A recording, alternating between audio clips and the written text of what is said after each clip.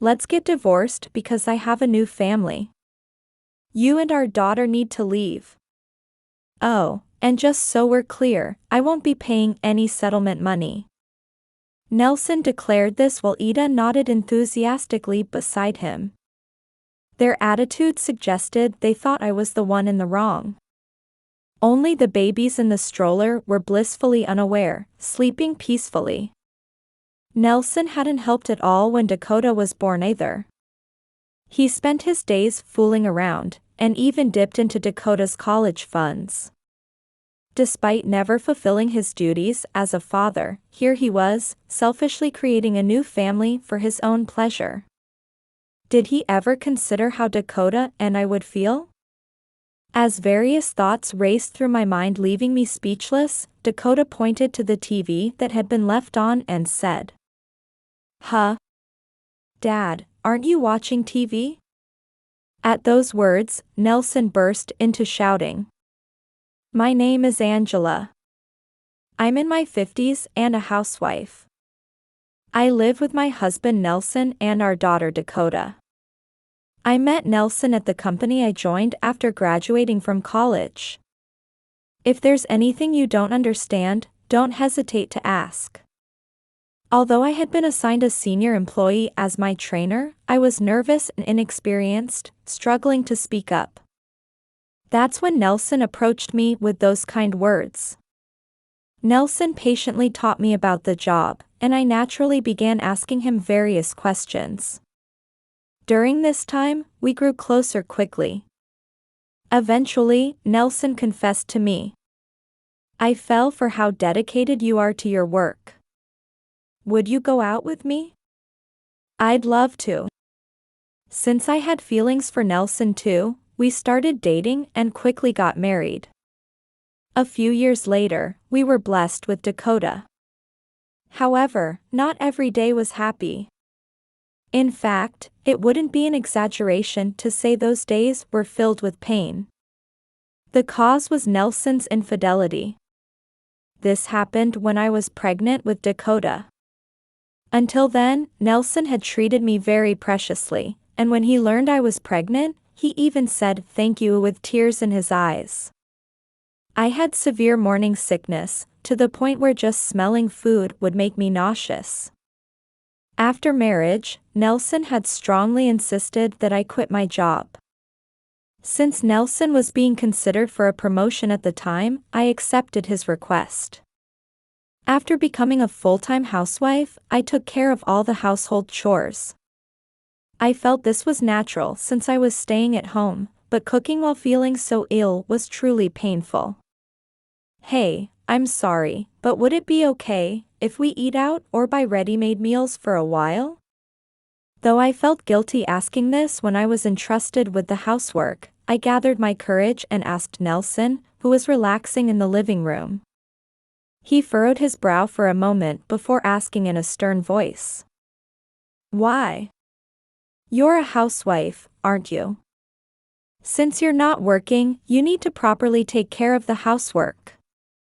Otherwise, you're just a parasite." Certainly, there was no error in what Nelson was saying. The fact is, I'm currently living off Nelson's money. It's perfectly reasonable to expect housework in exchange for that. But I simply couldn't do it, and I wasn't being lazy either. Trying to convey these feelings, I desperately pleaded with Nelson. "The morning sickness makes me feel nauseous. Just smelling food makes me want to throw up. Honestly, even other housework is difficult with my heavy belly." "Shut up. That's just making excuses. You're a housewife, so do your housework properly. What if my health suffers from this kind of diet? It's your job to prepare nutritious, loving meals to welcome your husband home." His words were so harsh that I felt dizzy on the spot. I'm not asking him to help every day, but Nelson just relaxes in the living room on his days off. He could at least help a little with the housework. No matter how desperately I tried to convey my feelings, Nelson wouldn't listen at all.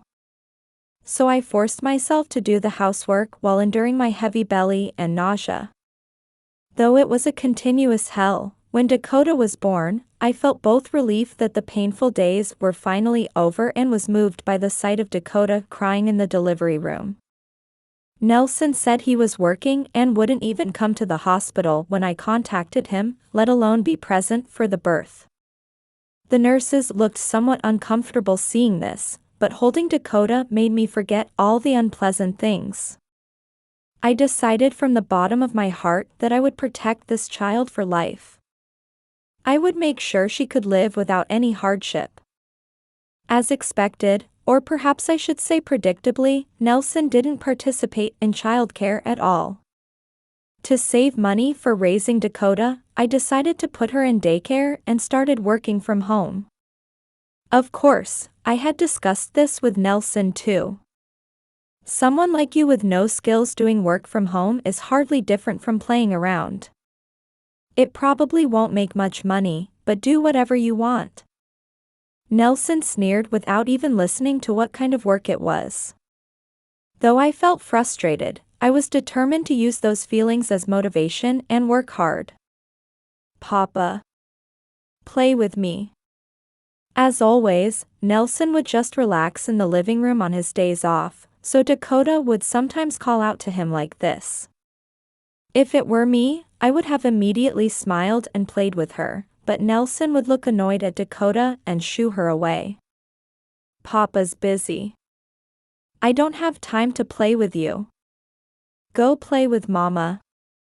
Saying this, he would hurriedly get ready and leave. Come to think of it, Nelson seems to have been going out more frequently lately. Not just on holidays, but his return time on weekdays seems to be getting later too. I checked his pay stub, but there was no sign of overtime work. Since I used to work at his company, I knew it wasn't the kind of place that forced excessive unpaid overtime. Could it be an affair? When that word crossed my mind, I immediately hired a detective. Sure enough, it was discovered that my husband was having an affair with a woman. How could you do this when we have Dakota? This is unacceptable as a father. Let's get divorced. Burning with anger, I immediately confronted Nelson with divorce papers. However, Nelson tried to placate me, saying, "Please, anything but divorce. What about Dakota? If her father disappears while she's so young, it will affect her personality." To be honest, I had that concern. If we divorce now, Dakota would be raised by a single parent. Even if it didn't affect her personality, she might get bullied at school. However, such things couldn't calm my anger. I thought we would surely end up divorcing. That's what I thought, but something made me reconsider the divorce. It was Dakota's sleep talking. "Papa, let's play." Dakota mumbled this in a small voice while breathing steadily in her sleep.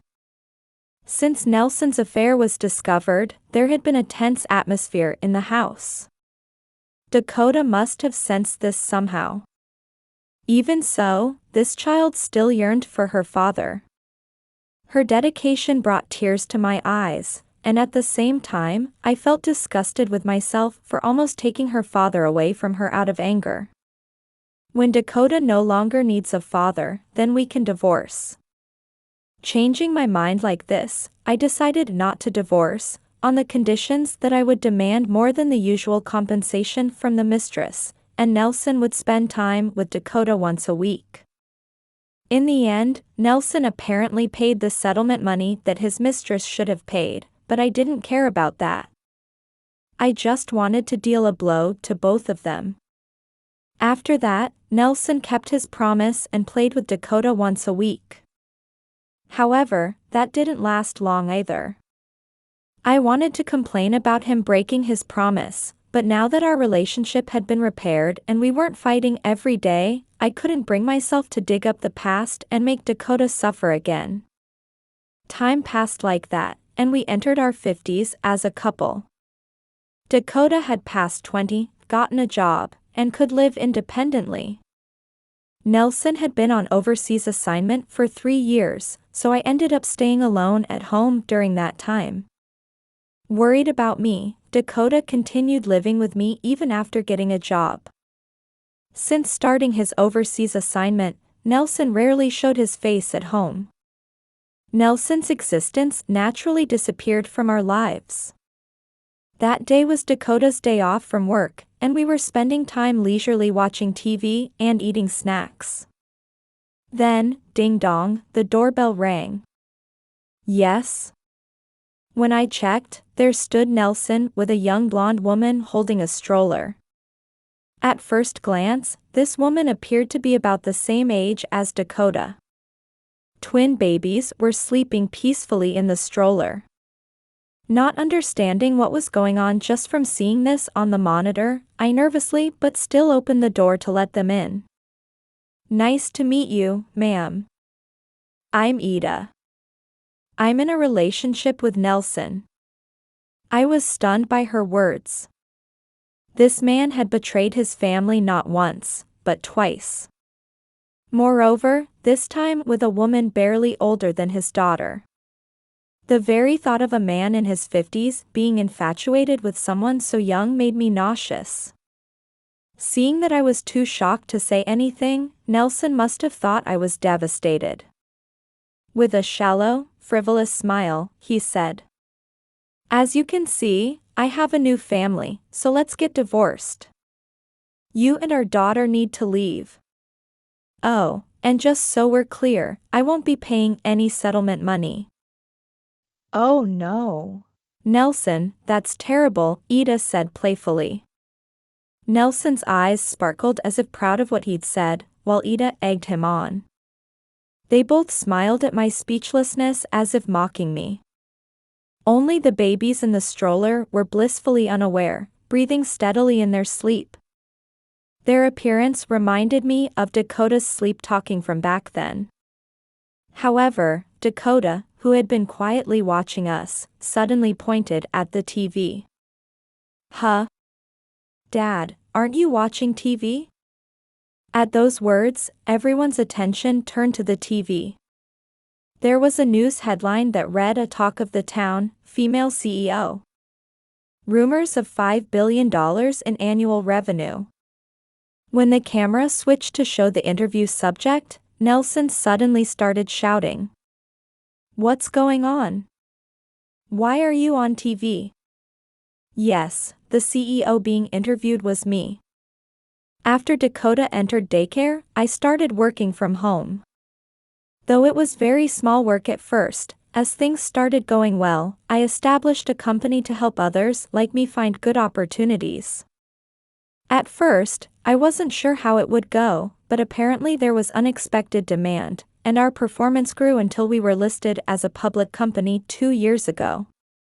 Now we're considered a dream company for people in this field, with endless job applications and work requests. Nelson turned pale when I explained this. Ida was flustered for a moment too, but seeing Nelson's state, she quickly tried to cover for him. But Nelson earns money too, right? Maybe not $5 billion, but you said you're a department head. And you have another promotion coming up, right? Hearing those words, I couldn't help but say, "What?" Apparently, Nelson had been telling lies to win Ida over. This person isn't a department head, just a regular employee. What? It's true that Nelson had been considered for promotion when we first married. However, those promotion talks ended. The reason was that Nelson had embezzled company money. Even if it was a small amount, embezzlement is embezzlement. Feeling sorry for Nelson, who was crying about what a terrible thing he'd done, I apologized to the president repeatedly and repaid several times the amount Nelson had embezzled, with interest. Of course, that money came from my savings. Thanks to certain connections with the president, he agreed to keep employing Nelson on the condition that he would absolutely never be promoted, after I desperately apologized. I'm truly grateful to the president, but I also think I made an unnecessary effort. In the end, Nelson couldn't get promoted after that, so naturally he couldn't become a department head.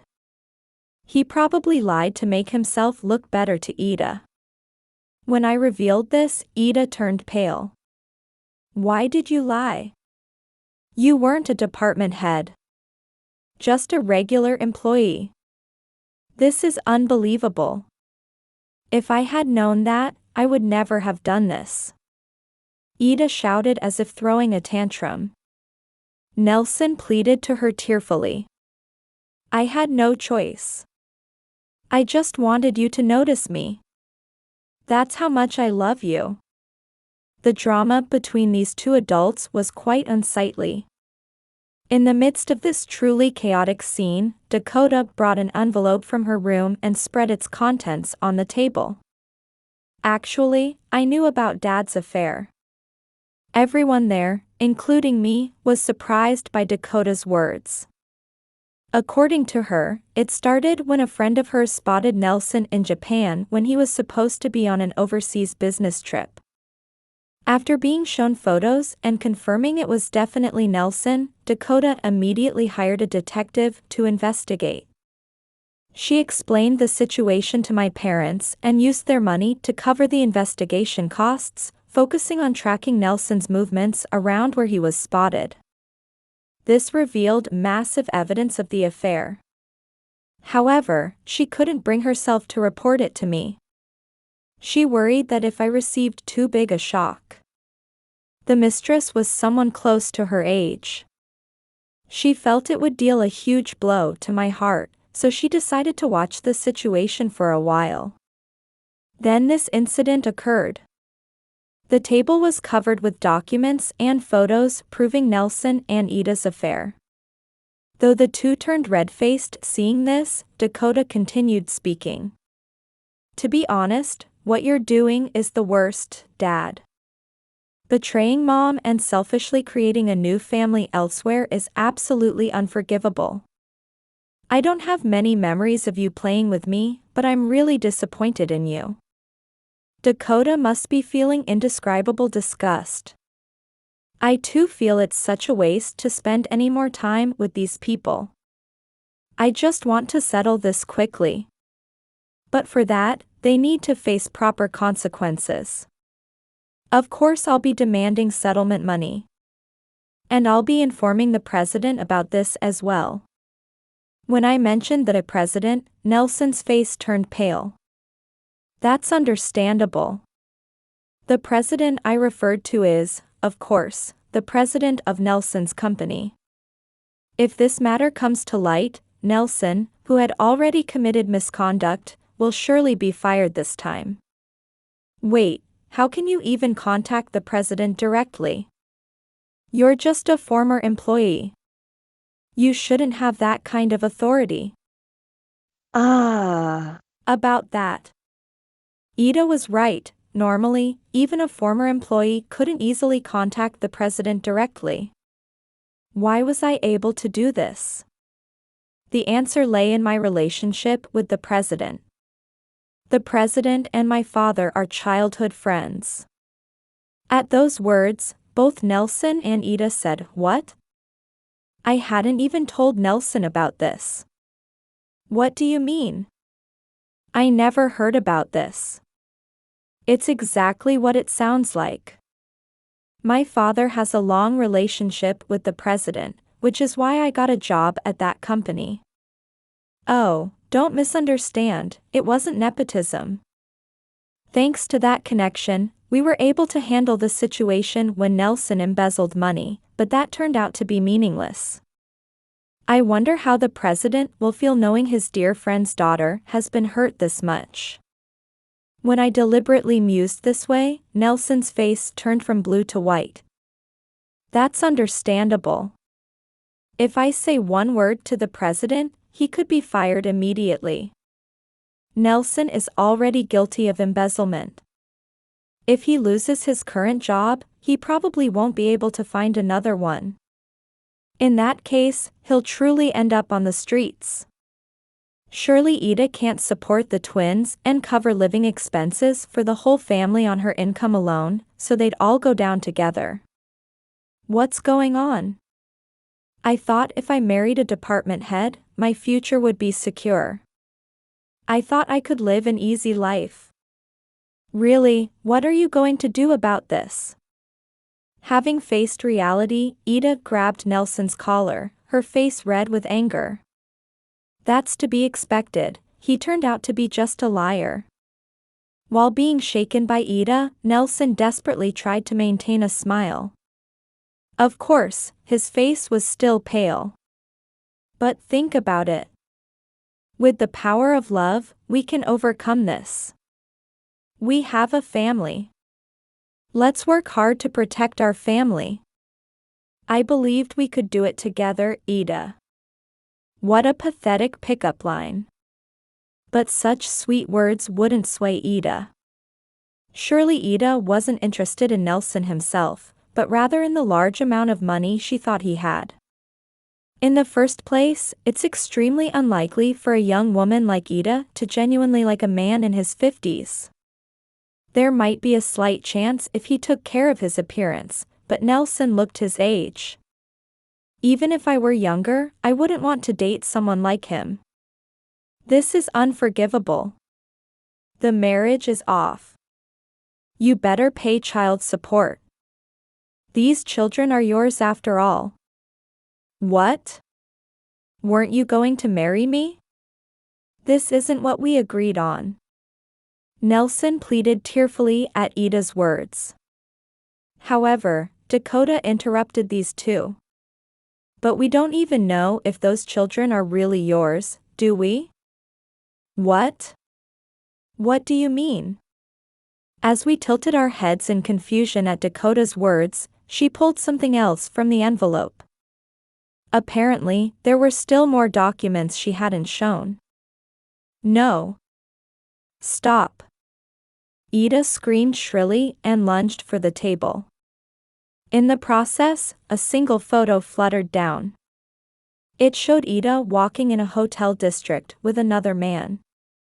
You had other men besides Nelson. What did you say? At my words, Nelson snatched the photo from my hand. Seeing it, Nelson's face turned bright red this time. With that momentum, he yelled at Ida. What's the meaning of this? You betrayed me too. I genuinely loved you. How dare you fool around with other men? No. It's not like that. Shut up. These children probably aren't even mine. I won't acknowledge them as mine until we get a DNA test. Ida broke down crying at Nelson's words. To think she would not only have an affair but try to pass off another man's children as his. I was almost impressed by how cunning she was despite being Dakota's age. With evidence of the affair, I could easily claim settlement money. Nelson and Ida's relationship was surely beyond repair now. Just when I thought everything was settled, Nelson suddenly got down on his knees. What are you doing? When I asked, Nelson desperately cried out. I realize now that Angela is the only one for me. I only love you. I might not have been a good husband, but I'll try harder this time. Please give me another chance. I can't live without you, Angela. What nonsense about can't live without me. If that were really true, he wouldn't have gotten involved with Ida. Being told such things now doesn't move me at all. Sorry, but I have no intention of withdrawing the divorce. Dakota and I will leave this house. I'll mail you the divorce papers, so make sure you fill them out and submit them to the office properly. Saying this, I returned to my room. Dakota also seemed to understand what she needed to do and went back to her room. By the time we finished preparing our belongings, Ida and the babies were gone, but Nelson was alone in the living room, crying bitterly. Please reconsider. Don't leave me alone. Though he desperately clung to us saying such things, we completely ignored him. We left the house together. After that, Dakota and I decided to stay at a hotel for the time being. We plan to move as soon as we find a house. I've mailed the divorce papers and consulted with a lawyer. If there's any delay in submitting the divorce papers, I can consult about that too. I felt like a weight had been lifted from my shoulders. Dakota is going to work as usual. At first, I suggested we look for separate houses, but apparently Dakota sees me as very lonely, so she said, let's live together in the new house too. While relying on such a thoughtful Dakota, I'm looking for a new house, working, and sometimes going out to play with her. With the nuisance called Nelson gone, I have more time to enjoy with Dakota instead. This time is the first since marriage where I can truly enjoy various things from the bottom of my heart without any anxiety. However, such happy times didn't last long either. That day was a weekday, and I was at the office. After checking the day's schedule with my secretary, I was working at my computer. That's when my phone started ringing loudly. It was from Nelson. Of course, I couldn't answer during work hours. I make a point of clearly separating work and private life. So I ignored it, but it rang again. It would stop, then ring again loudly. This kept repeating. How annoying. Finding it bothersome, I decided to answer the still ringing phone after returning to the hotel. Looking at the call history, it seems he had been calling continuously since I first noticed it. Before I could say, hello, Nelson's anguished cry came through. Help me. I'm about to lose the house. Honestly, hearing Nelson's words, I couldn't help but sigh. Is that all? That's obvious, isn't it? After all, that house is in my name. Yes, I was the owner of the house where we had lived as a family. To be precise, it was initially in both Nelson's and my names. However, after Nelson's embezzlement, when promotion became impossible, we changed the registration to my name alone since he would likely struggle with loan payments. In other words, I had been paying all the house loans by myself. Since Nelson had only contributed a tiny amount, it was natural to evict him if I wasn't living there. Despite this being perfectly reasonable, he couldn't even realize that. It seems I had been spoiling Nelson for far too long. If I had expressed my will more clearly, would the future have been different? Seemingly finally remembering these events after hearing my words, Nelson desperately clung on, refusing to give up. Please help me. The president has fired me. At this rate, I'll lose not just my job but my house too. How am I supposed to live like this? That's not my problem. Figure it out yourself. This situation is entirely Nelson's own doing. If Nelson hadn't betrayed us, even if we weren't getting along well, we could have managed somehow as a family. The fact that we couldn't is entirely Nelson's fault. Yet Nelson wouldn't accept his own guilt and instead pathetically begged. How could he continue to show such a shameful side? Showing such a face won't make me sympathize with him. My relationship with Nelson is already over. Honestly, I found it distasteful even dealing with him, so I decided to end it clearly. If you delay submitting the divorce papers, we'll go to court. That would make it even harder to find a job, wouldn't it? Poor thing. I wonder if you'll be able to pay the settlement money too. I could hear Nelson catch his breath on the other end of the phone. Then I added another blow. Oh, yes, about the president, he seemed angrier than I expected. Apparently, he's spreading word about you to various places. Good thing you're not famous. No. Please do something. If this happens, I'll Nelson's voice was colored with pure despair. I couldn't help but smile because it was so satisfying. But this too was all Nelson's fault. Nelson had continued betraying Dakota and me for years. Surely, marrying Nelson itself was a mistake. Why did I marry someone like him? From the bottom of my heart, I felt ashamed of my younger self for being attracted to Nelson. I don't care. You brought this on yourself, didn't you? Well, I'm hanging up now. I'll send you the lawyer's contact information later, so please direct all future communication there. Goodbye. Wait, Angela. Don't abandon me. After Nelson's final words, I hung up. Though the phone kept ringing multiple times after that, I immediately blocked Nelson's number, sent only the lawyer's contact information, and blocked his messages too. Now Nelson can never contact me again. I decided to tell Dakota to block his contact information too, feeling relieved that things were finally settled. According to what I heard from the lawyer afterward, though Nelson initially resisted submitting the divorce papers, he quietly submitted them when told it might go to court. However, things didn't end there. To pay the settlement money to me, Nelson borrowed a large sum from suspicious sources. You might wonder why he went to such places, but after this incident, his parents-in-law had given up on him. I had already spoken with his friends beforehand, so Nelson had nowhere to turn to, resulting in him having to resort to such places. Though he managed to pay the settlement money, Nelson couldn't repay his loans, and I heard through the grapevine that he was taken away by some suspicious people and is now working on a fishing boat somewhere at sea. I also demanded settlement money from Ida. However, it was all paid by Ida's parents.